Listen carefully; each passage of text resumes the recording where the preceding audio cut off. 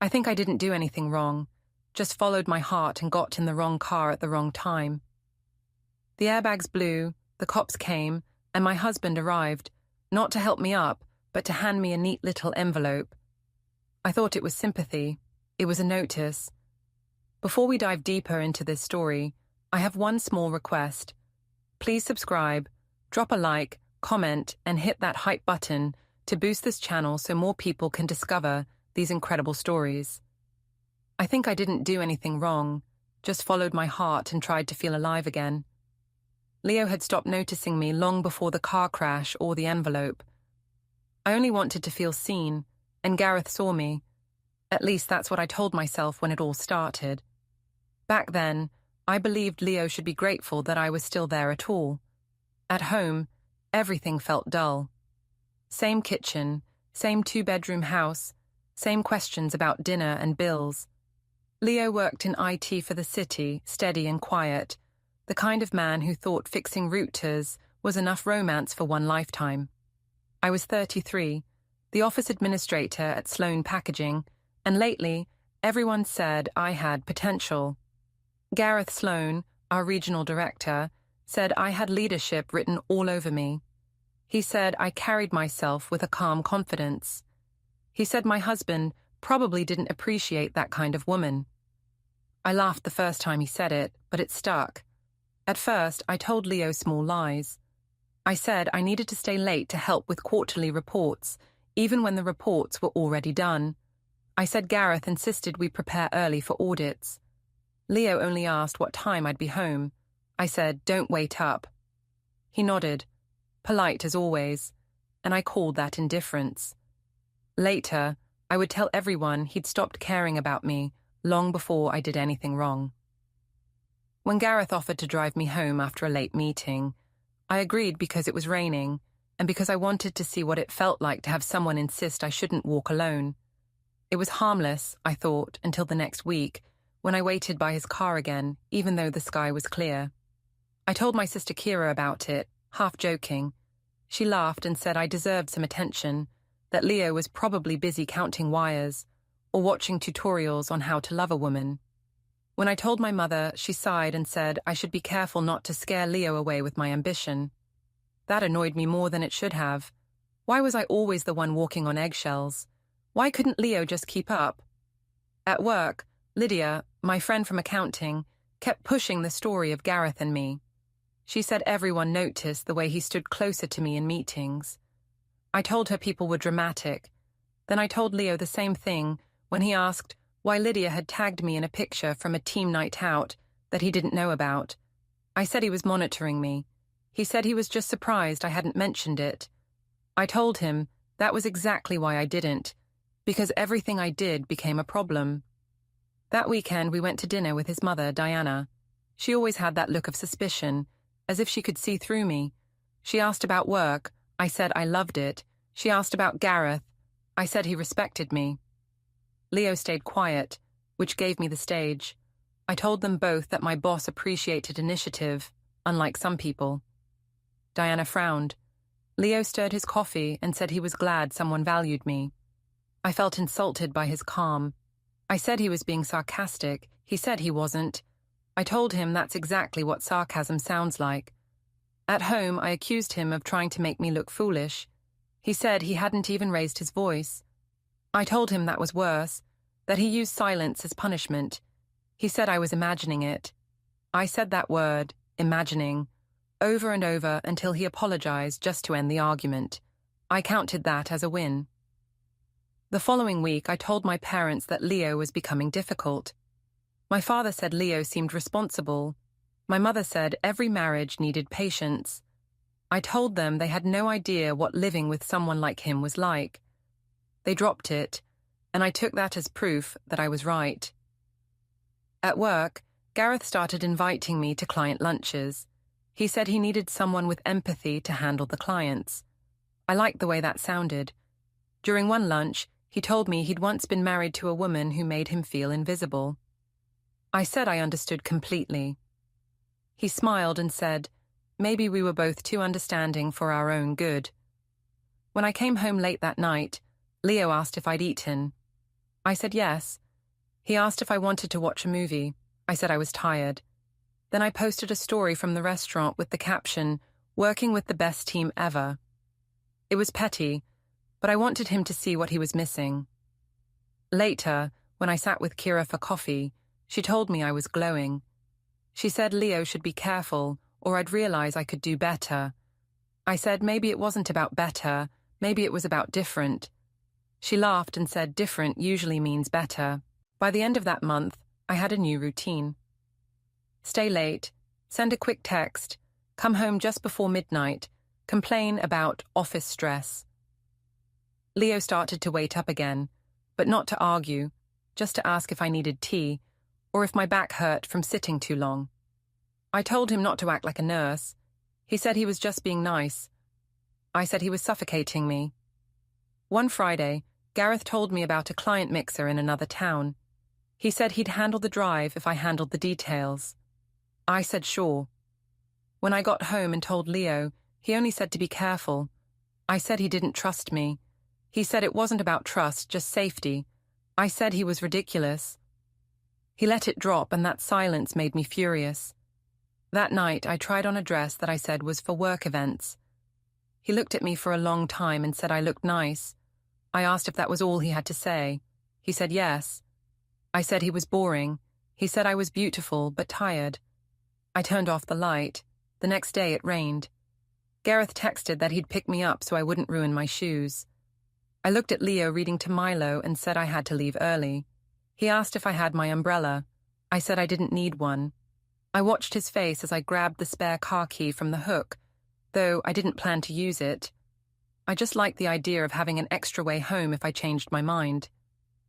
When Gareth's headlights appeared, I told myself I was just accepting a ride. I didn't realize, or maybe didn't care, that it was the start of everything falling apart. The rain hadn't stopped that week, and the air smelled like wet pavement when Leo suggested we skip dinner at his mother's house. I said no, because I wanted her to see how fine we were. I wanted her to stop looking at me like a problem she couldn't fix. So we went, even though I had already promised Gareth I'd help him prepare a presentation that same night. At Diana's house, the table was covered with the same old dishes: roast chicken, mashed potatoes, quiet judgment. Kira joined us too, uninvited, saying she wanted to support her sister. As soon as Leo tried to talk about Milo's school, Kira interrupted to ask about my big projects at work. I said Gareth trusted me with more than anyone else. Leo smiled politely, which annoyed me. He said he was happy for me. Kira rolled her eyes and said he sounded jealous. I laughed and agreed, though I knew he wasn't. I just wanted to see him react, but he didn't. When Diana asked if I was still working late, I said yes because leadership demanded sacrifices. She said it was good to be ambitious but dangerous to forget home life. I said some men can't handle strong women. Leo kept cutting his chicken, not saying a word. That silence made me louder.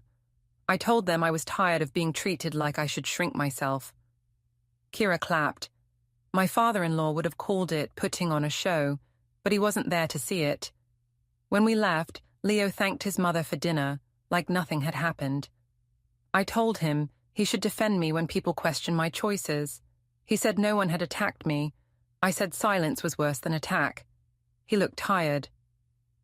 I told him to drop me at the office because Gareth wanted to review slides. He said it was almost 9. I said that's how dedication looks. He drove me there without arguing. At the office, Gareth was already waiting by the door with coffee. He said I handled myself well in front of my family, that I had backbone. I told him I didn't even say half of what I wanted. He laughed and said maybe I should. Then he said something about strong women needing to be appreciated properly. I didn't answer, but I didn't leave either. When I got home close to midnight, Leo was on the couch. I said I fell asleep at my desk. He said, okay, and that word felt like an insult. The next few days blurred together, meetings, messages, little jokes with Gareth that turned into longer looks. I told myself it was harmless. At lunch, Lydia teased that Gareth had a type. I said I wasn't anyone's type, I was married. She laughed and said being married never stopped attention. That made me blush, but I didn't stop the conversation. Friday came, and with it the company gala. I told Leo it was just work, no partners allowed. He believed me. Kira came over while I got ready and said she hadn't seen me this excited in years. I told her it was just professional pride. She asked if Gareth was single. I said divorced. She grinned. Then what's stopping you from having some fun? She said. I said, I'm married. She said, to a ghost. The gala lights were soft and warm, champagne glass in my hand, Gareth's hand at the small of my back as we greeted clients. Everyone kept saying we made a great team. I liked the sound of that word, team, because it gave everything a clean name. When someone asked where my husband was, I said he didn't like events. I saw Gareth smirk but say nothing. Later that night, in the parking lot, he offered me a ride home again. It was raining harder now. I hesitated for 1 second, then got in. The smell of leather and cologne filled the car. He talked about promotion possibilities, said he could see me running my own branch. I told him Leo thought I was too emotional for management. He said that made me more human. The flattery felt like music. As we drove, the road shimmered under the streetlights. Gareth talked about how lonely success can be. I said I understood. He said we shouldn't feel guilty for being alive. I laughed, said he was dramatic. He said maybe I needed someone dramatic. I told him to focus on the road. He looked at me when he said I deserved better. The car drifted for half a second, then jolted as tires lost grip. There was a sharp noise, the world twisting, airbag bloom, a white flash. My chest hit something hard. When the car stopped, all I could hear was the rain pounding on the windshield. Gareth cursed under his breath, checked his arm, and said it wasn't that bad. My ears rang. Outside, lights flickered. Someone had called the police. I grabbed my phone, tried to breathe. Gareth said we needed to agree on what happened before anyone arrived. He said it was after-hours work.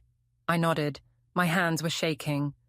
When the officer knocked on the window, Gareth said we were co-workers returning from a client dinner.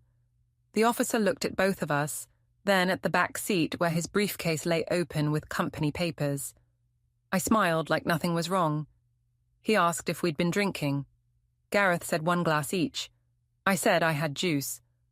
My voice sounded small. Then, through the flashing lights, another car pulled up. I saw Leo's shape before I believed it, his grey jacket, his calm walk toward the scene. The police asked who he was. He said he was my husband, that our phone plan sent a crash alert. I felt my stomach twist. I said he shouldn't be here, that he was embarrassing me. The officer raised an eyebrow. Leo just looked at me, eyes steady but tired. He asked if I was hurt. I said no. He asked what happened. I said we were working late. He looked at Gareth, then back at me. I said he was making a scene. The officer told him to stay clear until reports were done. Leo nodded, silent again, and that silence felt heavier than yelling. When I got home hours later, he helped me sit down and brought ice for my shoulder. I said I didn't need it. He said he was relieved I was safe. I told him not to act like he cared suddenly. He said he always had. I said that was news to me. He didn't argue. He just said he'd sleep in the guest room so I could rest. When the house went quiet, I lay awake scrolling through messages. Lydia asked if I was okay. Kira said men overreact to everything. I told them Leo was calm but distant, and Kira said that was the dangerous kind. I texted back, he's probably just thinking. At 3 a.m, I heard typing from the guest room, keys clicking, a printer humming. I assumed he was reading forums about car insurance or something dull. I didn't know those sounds were the start of his plan. I only knew the house suddenly felt colder than the rain outside. By morning the rain had stopped, but the sky still looked bruised. I woke up to the smell of coffee and the sound of Milo humming in the kitchen. Leo had already made breakfast. He said he'd take Milo to school since I looked tired. I told him I wasn't tired, just sore from the seatbelt. He said that was expected after a crash. I said he was being dramatic. He didn't answer. That quiet way of his made me feel small, like I was on trial in my own house. When they left, I checked my phone. There were messages from Gareth, short ones, insurance called, keep story simple. We were working late, nothing else. I typed of course and deleted it before sending, worried Leo might see. I wasn't sure why I was scared. He never went through my phone. Still, I changed my passcode. At work, the parking lot still had dark streaks from the crash.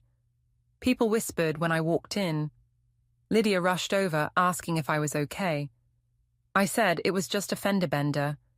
She said everyone was talking about it, that HR was asking questions because it was a company car. I smiled and said rumors grow fast. She lowered her voice and said someone mentioned seeing Gareth and me leaving the gala together. I told her to stop listening to gossip. She shrugged but kept watching me. When Gareth arrived, his usual confidence was gone. He said HR wanted statements and that he'd handle it. He told me not to say we were alone. I asked what difference it made. He said policies were strict. I said it wasn't like we did anything. He said that wasn't the point. Then he smiled thinly and said I should trust him. I nodded but felt a cold twist in my stomach. That afternoon, Leo texted to ask how I was feeling. I said fine. He said the insurance called him because the car registration listed my name as emergency contact. I said he shouldn't have answered. It wasn't his business. He said he just wanted to make sure everything was sorted. I told him he could stop pretending to care. He wrote back, okay. That night, he didn't join me for dinner. I asked if he was angry. He said no. I asked if he believed what people might be saying. He said he wasn't interested in what people said. I told him that sounded like judgment. He said it wasn't. I accused him of being passive-aggressive. He sighed and went upstairs. I told myself he was guilty of something too. Maybe neglect, maybe pride. And that made us even. The next day, my sister called, already furious. She said she'd heard that Leo showed up at the crash scene and acted like a jealous maniac. I said he just came to help. She said everyone thought he embarrassed me. That word, embarrassed, stung. She said I should post something light online to prove we were fine. I did. A picture of coffee, and the caption, "Back to work, nothing stops progress." Within minutes, Lydia liked it. Kira commented hearts, and Gareth texted good move. When I came home that night, Leo was reading on the couch. I asked if he'd seen my post. He said he didn't use social media much. I said maybe he should, to show support. He looked at me quietly and said we didn't need to prove things to strangers. I told him that kind of thinking was why people thought we were distant. He said maybe we were. I said if he didn't like it, he could try harder. He just looked at the page in his book and said he already was. Later, while I was brushing my hair, I noticed a small bruise on my shoulder. I called it a souvenir. When Leo came in to grab something, he saw it and asked if it hurt. I said no. He said I should see a doctor anyway. I said he didn't need to act like he cared about my body now. He said he cared about my well-being. I said those were not the same thing. He said nothing again. That silence was unbearable, so I kept talking until he finally said goodnight and left. On Friday, Diana called and said she'd take Milo overnight so I could rest. I said she didn't have to. She said Leo had already arranged it. I was annoyed. He didn't even ask me. I told her it wasn't necessary. She said it was for the best. I hung up without thanking her. That evening, Gareth called. He said HR was scheduling separate interviews. He told me to stick to the overtime story. I said it sounded rehearsed. He said we just had to protect ourselves.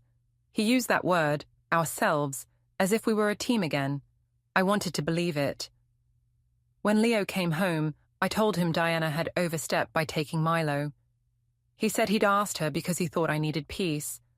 I said he should stop making decisions for me. He said he was just trying to keep things calm. I said he loved control more than family. He looked at me for a long time and said quietly that maybe control was the only thing left to protect. I didn't understand what he meant. He went to the guest room again. I followed, demanding to know if he thought I was having an affair. He said he wasn't interested in accusing anyone. I said that's not a denial. He said he just wanted honesty. I told him if he trusted me, he wouldn't need proof. He said trust and proof aren't enemies. I said he was twisting words. He said maybe I was. I stormed out before he could add anything else. Around midnight, I heard him moving papers again, slow and careful. I peeked in and saw folders spread on the desk, our joint statements, copies of bills, his work ID, even Milo's school reports. I asked what he was doing. He said he was just getting organized. I said he was making me nervous. He said then, maybe I should rest. His tone was so calm it scared me more than yelling would have. When I closed our bedroom door, my phone buzzed with another message from Gareth. "We'll be fine. Just don't panic." I stared at those words and wondered why he didn't say, "I'm here." I felt suddenly cold again. Outside, the printer stopped, and Leo's footsteps crossed the hallway. He knocked once, said he'd leave early for work. I didn't answer. I lay awake, listening to him pack a bag, zip it quietly, and shut the door. The sound was clean, final. It didn't occur to me then that he wasn't just going to work. He was preparing for something I couldn't yet imagine. The next morning, Leo didn't come home after dropping Milo off. I assumed he'd gone straight to work, but when noon passed and there was still no message, I started to feel restless. I called his office. The receptionist said he'd taken personal leave for the week. That was odd. Leo never took leave. I told myself he probably needed space. I told myself space was healthy. But when I opened the bank app and saw a pending notice on our shared card, access restricted, legal review, my stomach tightened. Kira said I was overreacting. She said men freeze cards all the time to feel powerful. She told me to post something bright to make him look petty. I did. A photo of my lunch with the caption, "Some people starve you of peace. Feed yourself instead." It got dozens of likes within an hour. Lydia texted, "Iconic." I almost believed it was. At the office, whispers grew louder. Gareth avoided my eyes. When I cornered him in the hallway, he said HR had received an anonymous complaint about unprofessional conduct. I asked if he thought it was Leo. He said maybe someone else, maybe Diana, family's meddle. I laughed too loudly. He didn't join in. He said we should act normal and keep communication to email only until things clear up. It sounded rehearsed. When I got home, the mailbox held an envelope addressed jointly to both of us from a law firm I didn't recognize. I texted Leo asking what it was. He replied hours later, "You'll see soon enough." My hands shook. I told Kira, who said he was bluffing, probably trying to scare me into apologizing.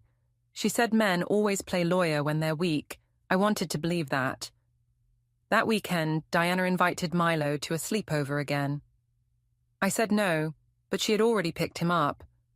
Leo wasn't answering my calls. I left voice notes saying he couldn't just take my son without talking to me. I said I'd call the police. He replied once, "He's safe. Don't make this harder than it needs to be." I tried to distract myself by meeting Lydia for coffee. She asked if I thought Leo might actually file for something. I said he wouldn't dare. I'd ruin his reputation. She looked nervous, said maybe I should calm down before posting anything else. That irritated me. I told her she sounded just like him. She apologized and said people were saying HR had already interviewed Gareth. I pretended not to care. That night, I recorded a story about choosing freedom over fear and tagged a motivational quote page. Kira reshared it. Comments flooded in, women cheering, saying I was brave. I stayed up reading everyone, my chest tightening with pride and panic. I convinced myself I was winning. The next morning, someone knocked on the door. A man in a grey suit stood there holding a stack of papers. He asked for Mrs. Parr. I said that was me. He handed over the envelope and asked me to sign receipt. My hand trembled as I scrawled my name. When I opened it, the top page read, "Petition for dissolution of marriage." My throat went dry. The rest of the pages mentioned temporary custody, financial preservation, and marital estate. Legal words that felt like a foreign language. I called Leo immediately. He answered but didn't speak. I asked if this was a joke. He said it wasn't. I said he was overreacting. He said he wasn't angry, just done. I told him he couldn't make decisions like that without me.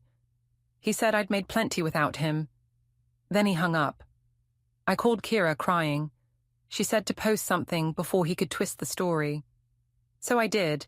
Another photo, this time of Milo's empty bedroom with the caption, "Some people choose paperwork over family." Within minutes, messages poured in. Most were supportive, but one comment stood out. Maybe he just got tired of lies. I deleted it. Later that day, I received another email, from HR this time. "You are placed on paid administrative leave pending investigation into potential policy violations." My chest felt tight. I called Gareth. He didn't pick up. When he finally texted, he said HR had suspended him too, and that we shouldn't communicate until legal advisors. Legal advisors. The phrase made me feel disposable. I drove to Diana's house, hoping to see Milo. She opened the door but didn't let me in. She said it was better for him to have quiet tonight. I said he was my child. She said I could see him after things were clear. I asked what that meant. She said Leo had everything organized now. I shouted that she had no right. She closed the door slowly, her face unreadable. Back home, the silence was unbearable. I poured wine, scrolled through my posts, and reread old comments about strength and independence. They felt hollow. I tried to call Gareth again. No answer. His number went straight to voicemail. I left a message saying we needed to coordinate our stories. I almost added that I missed him, but stopped myself. When I looked out the window, Leo's car was parked across the street. He didn't come in. He just sat there for a while, maybe watching the lights in the house. I texted him asking if he wanted to talk. He replied, "Everything will be handled properly. Check your email tomorrow." I typed coward and deleted it before sending. The next morning, another message arrived from a legal address. Preliminary hearing scheduled for temporary orders. My name, his name, the date, Monday. Under it, a line in bold. All parties to present financial disclosures and any relevant evidence. I felt the room spin. I ran to my desk, opened drawers, searched for anything that might look respectable. Receipts, printed emails, schedules. My hands shook so badly I dropped half of them on the floor. Every page seemed to accuse me of something I hadn't admitted to anyone. Kira called, saying I should go nuclear. She said I should claim emotional neglect, control, anything that would make me look like the victim. I said maybe I was the victim. She said then I'd better act like it. That evening, another knock came. This time, a courier with a flash drive and more papers from Leo's lawyer, Ruth Mendel. Inside were transaction records, screenshots, and printed text logs. I skimmed one. Gareth's name, the date of the crash, hotel bookings. The walls seemed to close in. I told myself he couldn't have proof of anything more than coincidence. But deep down, I knew he could. As I sat there with the documents scattered across the table, I noticed a small note attached to one. "Do not destroy or alter evidence." The phrase made my heart race. I looked around the room, at the framed photos of our family on the wall. Everything felt suddenly fragile, as if one gust of wind could knock the whole house down. Then my phone buzzed. A reminder notification, automatically synced from Leo's old calendar. Court, temporary orders, 9:30 a.m. I stared at it until the screen dimmed. The rain started again outside, soft at first, then harder, like it was rehearsing for something worse. By Monday morning, I was shaking so much that I could hardly button my blouse. I wanted to look put together, like someone who didn't deserve what was happening, but my hands kept trembling. The courtroom was smaller than I expected. Plain chairs, dull lights, the smell of paper and coffee. Leo sat on the opposite side, his lawyer beside him. He looked calm, freshly shaven, the same neat jacket he wore on holidays. I hated how ordinary he looked, like nothing touched him. Ruth Mendel, his lawyer, stood when the judge entered. I'd expected her to glare at me, but she only smiled politely, as if this was just another workday. When the clerk read out my name, I felt my throat close. The judge said we were here for temporary orders regarding custody and finances. I wanted to speak, but Ruth began listing documents, joint account summaries, email records, vehicle statements, screenshots. It all sounded so cold, like numbers replacing life. She explained that Leo had concerns about asset misuse and child stability. She said there was evidence of funds spent on personal travel, hotel stays, and non-work entertainment. My face burned. I whispered to my lawyer, a tired man named Evan, that those were business expenses. He said we'd respond in time, but Ruth was already showing timestamps that matched Gareth's credit card transactions and company cars logged after hours. When the judge asked if I disputed the spending, I said those charges were work-related. Ruth then read one email aloud, dated the night of the gala, Gareth writing, "Thanks for another late one. Hope the hotel was comfortable."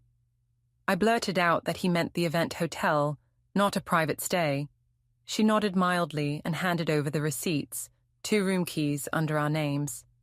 The judge's pen moved slowly. I wanted to scream that everyone was taking this out of context. Evan whispered for me to stay calm.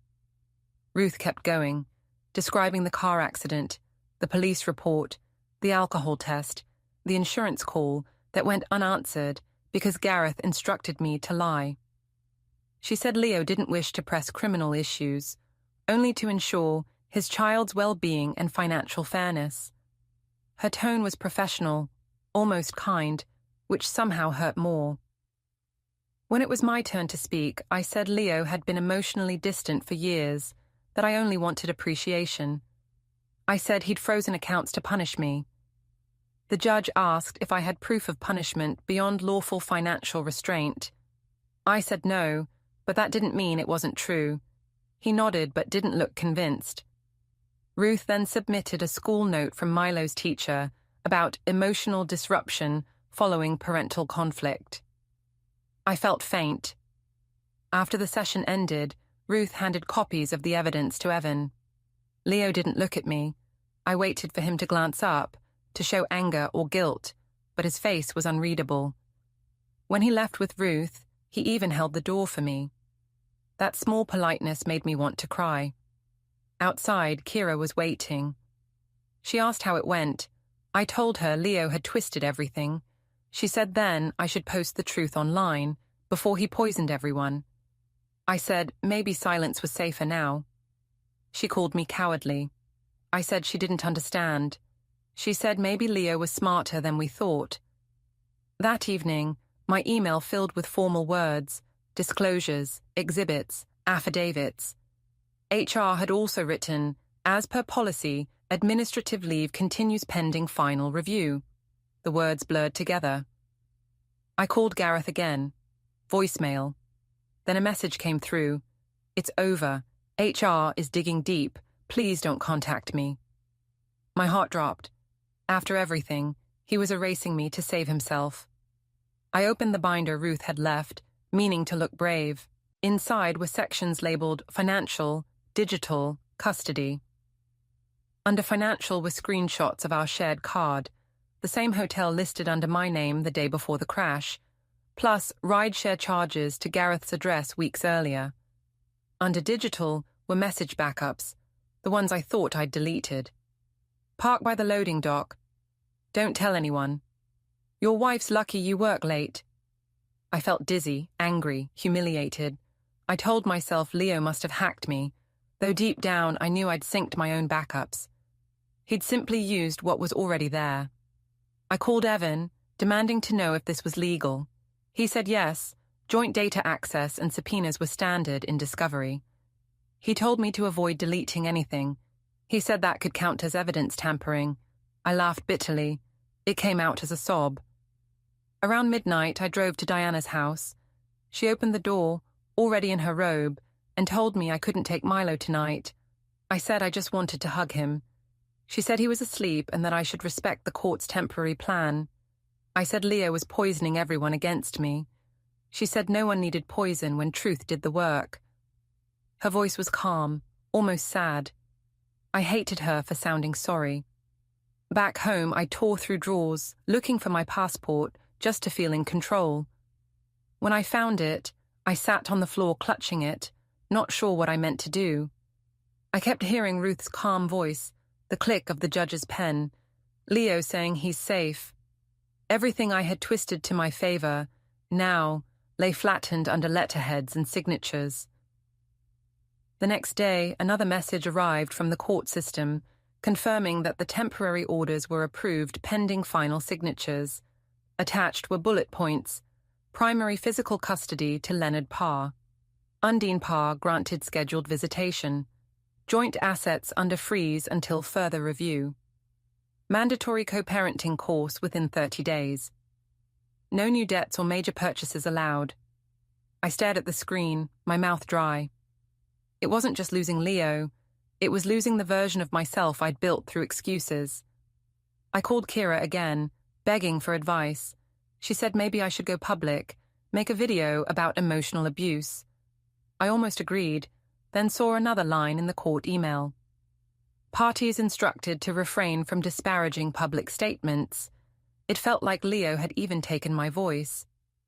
That evening, HR's final notice arrived. You are on leave pending outcome of internal investigation. I read it twice. Gareth's name appeared in the same memo. Mutual administrative review. That's what they called it. Not affair, not betrayal, not humiliation, just review. When the sun went down, the printer in my house started humming again. I'd forgotten Leo left his documents on the Wi-Fi connection. Another sheet came out automatically, a scanned image of the dash cam report from the tow yard. The timestamp matched the crash, showing two silhouettes in the car, faces barely visible but close enough to know. I dropped the page onto the floor. My chest hurt from how quietly everything was ending. The world wasn't exploding, it was dissolving, piece by piece, under signatures and silence. The hearing for the final orders felt like standing inside a dream I couldn't control. The clerk called our names, and I followed Leo into the same dull courtroom where everything had begun. He didn't look at me. Ruth handed the judge a short folder. Compliance confirmed, all exhibits verified. My own lawyer whispered that fighting now would only make things worse. I nodded, numb. The judge read from the ruling. Leo would have primary custody. I'd get weekends on rotation. Each word fell like a slow hammer. Financial accounts split, spending limits set, co-parenting app required, both parties barred from online commentary. I wanted to protest, to say this wasn't justice, but no sound came. Ruth asked the judge to note Leo's cooperation with HR's ongoing inquiry. The judge said, "Noted." It was done. Outside, the hallway smelled like old paper and rain.